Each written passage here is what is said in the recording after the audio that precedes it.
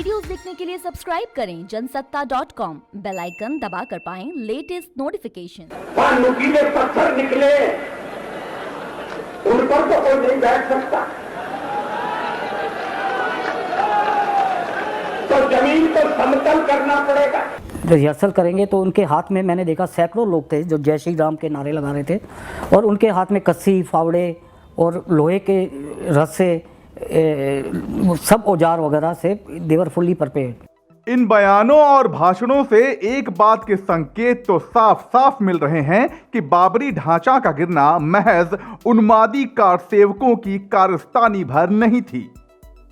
6 दिसंबर 1992 को अयोध्या में जो कुछ भी हुआ वो पूरी दुनिया ने देखा, मगर हम आज आपको उन पलों की ओर एक बार फिर से लेकर चलने वाले हैं जिन पलों में बाबरी ढांचा ढहाने की पटकथा तैयार की गई, और साथ ही आज हम आपको बताएंगे कि कैसे सुप्रीम कोर्ट के आदेश और उत्तर प्रदेश के तत्कालीन मुख्यमंत्री कल्याण सिंह के आश्वासन के बावजूद महज 17 से 18 मिनटों में बाबरी ढांचा ढहा दिया गया। वो पूरा रिहर्सल उन्होंने 5 दिसंबर को पूरा किया। एक टीले को बना करके उन्होंने बाबरी मस्जिद को, जैसे कि आप मेरी फोटोग्राफ्स देख सकते हैं, तो उसको बनाया हुआ था और उस पर चढ़ करके उनको पूरा रिहर्सल किया उन्होंने और बिल्कुल प्रोफेशनल तरीके से किया और सैकड़ों की तादाद में थे। And no photographer was allowed, only me, I took the photographs. तो वो कैसे, क्योंकि मेरे साथ विश्व हिंदू परिषद का बहुत बड़ा लीडर जो मेंबर ऑफ पार्लियामेंट था, जो कि डेथ हो गई है, BL शर्मा प्रेम, दिल्ली के MP होते थे, वो he was a very good friend of mine and वो मेरे को लेके गए थे। ये वो फोटोग्राफर है जिसकी तस्वीरों को बाबरी विध्वंस की जांच कर रहे लिब्रहान आयोग में बतौर सबूत पेश किया गया। इंडियन एक्सप्रेस को दिए गए इंटरव्यू में प्रवीण जैन ने यह साफ साफ बताया कि कैसे एक दिन पहले बाबरी ढांचा गिराने की बाकायदा रिहर्सल की गई थी। इधर 5 दिसंबर को प्रवीण अपने कैमरे में उन तैयारियों को कैद कर रहे थे, तो उधर उसी समय बीजेपी के तत्कालीन दिग्गज नेता अटल बिहारी वाजपेयी अपने भाषण में कारसेवकों को समझाने की कोशिश कर रहे थे कि सुप्रीम कोर्ट के उस फैसले से घबराने की जरूरत नहीं है जिसमें कारसेवा के दौरान किसी निर्माण पर रोक लगाई गई थी। सुप्रीम कोर्ट ने जो फैसला किया है उसका अर्थ मैं ये निकालता हूं, वो कारसेवा रोकता नहीं है। सचमुच में सुप्रीम कोर्ट ने हमें अधिकार दिया है कि हम कारसेवा करें।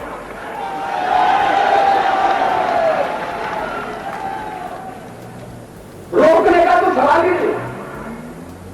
कल कारसेवा करके अयोध्या में सर्वोच्च न्यायालय के किसी निर्णय की अवहेलना नहीं होगी।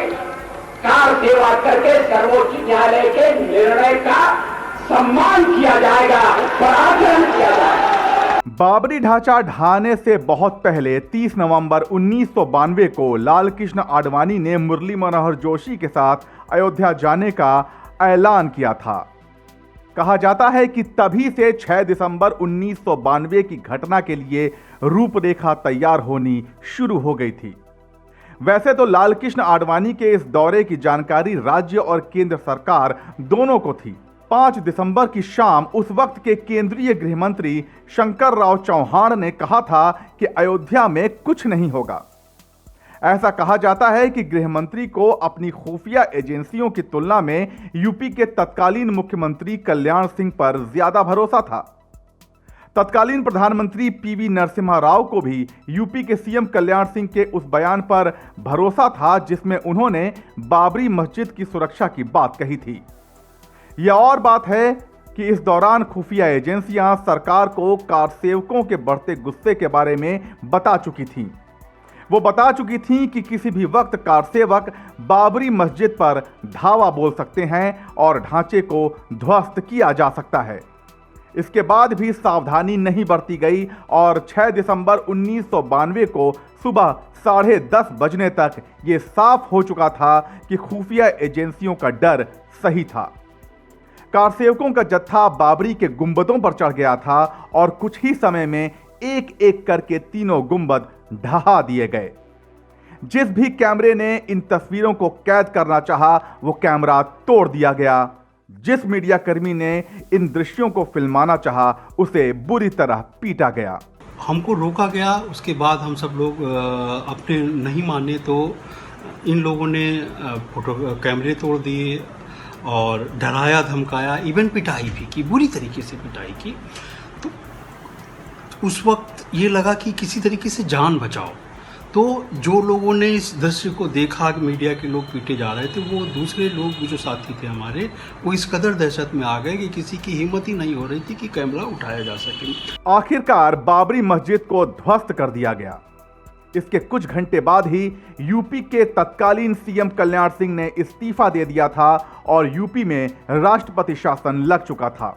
मगर तब तक न सिर्फ बाबरी ढांचा ढहा दिया गया था, बल्कि कारसेवक उसके मलबे तक को अपने साथ लेकर जा चुके थे।